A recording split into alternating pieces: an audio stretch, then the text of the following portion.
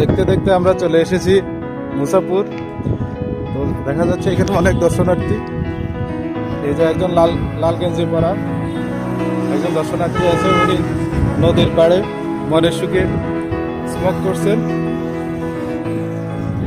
কত সুন্দর একটা ভিউ, এখানে একটা ডিঙ্গি নৌকা। এক্সকিউজ মি ভাইয়া, জি আপনি কি এখানে ঘুরতে এসেছেন? জি তো আপনার কেমন লাগছে, কোনো অনুভূতিটা যদি আমাদেরকে একটু জানাতেন। অবশ্যই এটা নোয়াখালীতে অনেক সুন্দর একটা ভালো জায়গা। জি এবং নোয়াখালীর মানুষের তো এত বেশি সুন্দর জায়গা নেই, জি।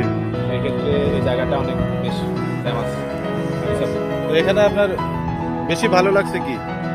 এখানে দৃশ্যগুলা এখনো তো পুরোপুরি বোঝাতে চাই না। এখানে সামনে যে দৃশ্যটা আছে, সমুদ্রের যে গর্জন, ওই ফ্লেভারটা পাওয়া যাবে। প্লাস এদিকে অনেক সুন্দর লেক আছে, লেকগুলো দেখুন। আচ্ছা ঠিক আছে, এখানে মনোরম পরিবেশ, সবুজ প্রকৃতির মাঝে। এই যে আপনি দেখতে পাচ্ছেন যে কত বড় একটা হাওরের মতো দিকটা অনেক সুন্দর। এবং যে বেশ একটা আমার মনকে সবুজ করে দেয়। হ্যাঁ হ্যাঁ, এখানে দেখা যাচ্ছে কিছু নেটের বয়াব আসতেছে। তো এখানে সম্ভবত কিছু জেলেরাও মৎস্য নিধন করে তাদের। হ্যাঁ মৎস্যজীবীরা আছেন।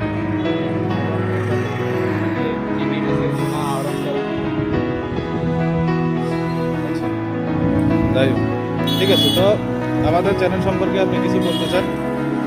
অবশ্যই আপনাদের যে ফয়সাল টিভি, আপনাদের ফয়সাল টিভি দীর্ঘজীবী হোক এবং আপনার সফলতা কামনা করছি।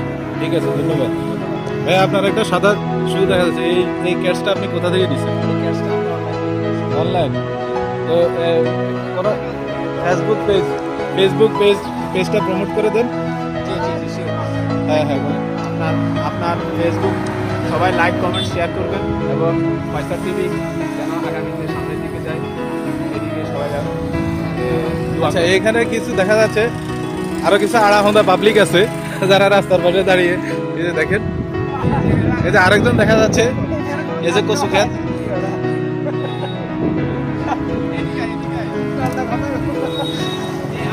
যে ভাইয়া, আপনি কি ব্যবসা করেন?